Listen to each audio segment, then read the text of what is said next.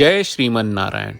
ए पर जे टिप्पणी हम करे जा रहल बा रामानुजदास श्रीमान गट्टू वेणुगोपाल स्वामी जी के द्वारा दिहल गयल बा। अध्याय 8 अक्षर परब्रह्म योग श्लोक 18। अव्यक्तात् व्यक्तयः सर्वाः प्रभवन्ति अहरागमे रात्र्यागमे प्रलीयन्ते तत्रैव अव्यक्त संज्ञके। ओम। गीताचार्य श्री कृष्ण परमात्मा अर्जुन के साथे हमनी सबके अक्षर परब्रह्म योग सिखा रही बानी। परमात्मा कहत बाड़े अर्जुन, चार मुख ब्रह्मा के दिन की शुरुआत में ओ चार मुख ब्रह्मा के शरीर से पूरा जगत के जन्म होला। यही तरह चार मुख ब्रह्मा के रात के समय के शुरुआत में ये पूरा जगत ओ चार मुख ब्रह्मा के शरीर में लीन हो जाला। यही तरह श्री कृष्ण परमात्मा कह रहे बाड़े कि सब जीव उनका द्वारा स्थापित समय चक्र के अधीन बाड़े और ही अपना कर्म के मुताबिक जन्म मरण के चक्र में चलत रहिए। श्री कृष्ण परमात्मा के शिक्षा के ध्यान करत जन्म मरण के चक्र से मुक्त होके खातिर खाली श्री कृष्ण परमात्मा आ श्रीमन नारायण के दिव्य चरण के शरण में लेवे की कोशिश करत हमनी के श्री कृष्ण परमात्मा के वचन के ठीक औसे ही दोहरावे की कोशिश करी जा जैसन बा। अव्यक्तात् व्यक्तयः सर्वाः प्रभवन्ति अहरागमे रात्र्यागमे प्रलीयन्ते तत्रैवाव्यक्त संज्ञके। श्रीमद् भगवत गीता का पूरा सार श्री कृष्ण परमात्मा ने अध्याय 18वें के श्लोक 65 से 70 में 8 काम करे खातिर देले बाड़े। श्री कृष्ण कहले, हम ओ लोगन से प्रेम करनी जो लोग इन 8 बातन के मान तारे। हम ओ भक्तन के हर तरह से रक्षा करब। श्री कृष्ण परमात्मा के द्वारा बोलल गईल संपूर्ण भगवत गीता सुनला के बाद अर्जुन कहले, करिष्ये वचनम त्वा, जेके मतलब बा कृष्ण मैं उही करब जौन आप कही। यही कारण बा श्री कृष्ण अर्जुन के हर तरह के सफलता आ विजय प्रदान करेले। आई परमात्मा के आपन व्रत देई कि हमनी के ये 8 गौ कर्म के पालन करी जा। ई वचन परमात्मा के देवे से बड़न कौनो पूजा तपस्या यज्ञ नहीं। हम 8 प्रण कहब जौन हमनी के करे के चाहिए। आप सब कृपया इन्हन के आपन दिमाग और दिल में सोची। श्री कृष्ण के आपन वचन देवे के ई तरीका में हमनी सबकी कल्पना करे के चाहिए कि श्री कृष्ण का चेहरा खुशी से चमकत बा और खुशी के एहसास करत बा। जय श्रीमन नारायण। यहाँ हमनी के 8 वादा बा। हमनी के पहला वादा, हे श्रीमन नारायण, आपका निर्देश के मुताबिक हम हमेशा तोहार ध्यान करब और तोहार बारे में सोचब। हमनी के दूसर वादा, हे श्रीमन नारायण, आपका सलाह का अनुसार हम हमेशा आपका भक्त रहब। हमनी के तीसर वादा, हे श्रीमन नारायण, हम आपन सब काम तोहरा सेवा के रूप में और तोहरा संतुष्टि खातिर करब।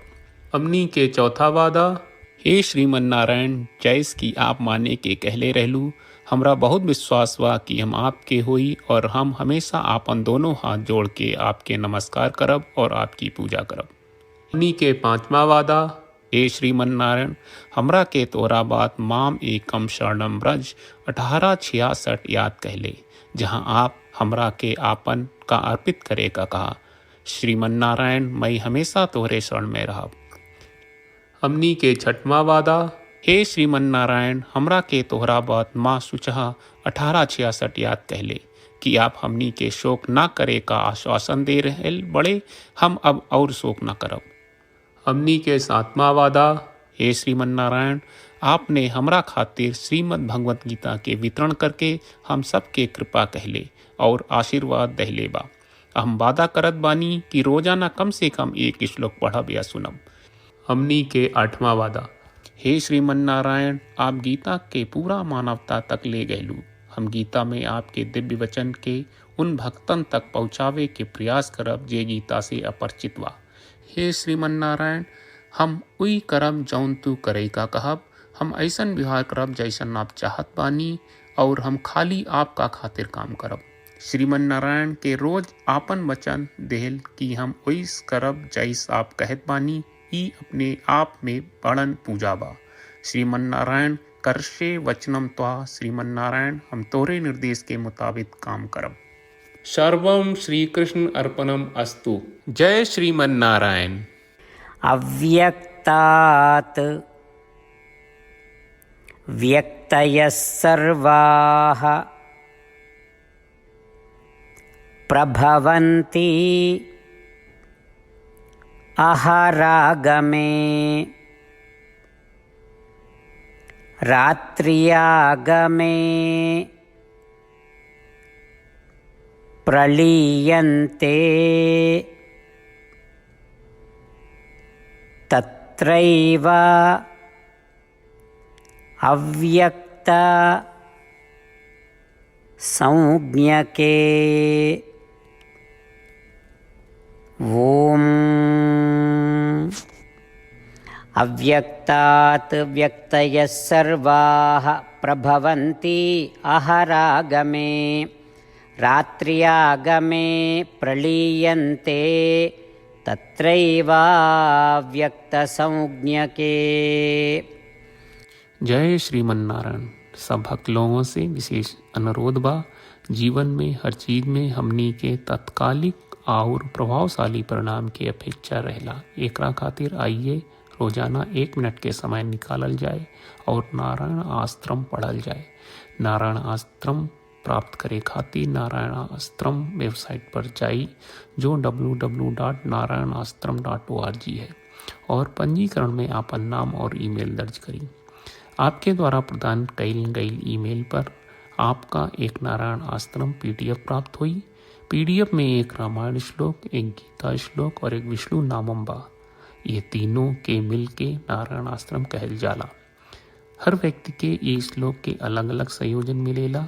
जब हर कोई 24,000 भक्तन के साथ रोजाना आपन नारायण आश्रम पढ़त आ सुनत बा, ता हर दिन संपूर्ण रामायण का 1 दौर, श्रीमद् भगवत गीता पारायण के 33 दौर और श्री विष्णु सहस्त्रनाम स्तोत्र पारायण के 24 दौर प्रतिदिन पूरा होएला। ई एक बहुत ही उल्लेखनीय और विलक्षण परिणाम बा, जौन हर एक दिन ऐसकरे से निकलेला। ई कारण बा कि आप और आपके परिवार के सदस्य तुरते जाके आपन नारायण आश्रम प्राप्त करी। जय श्रीमन नारायण।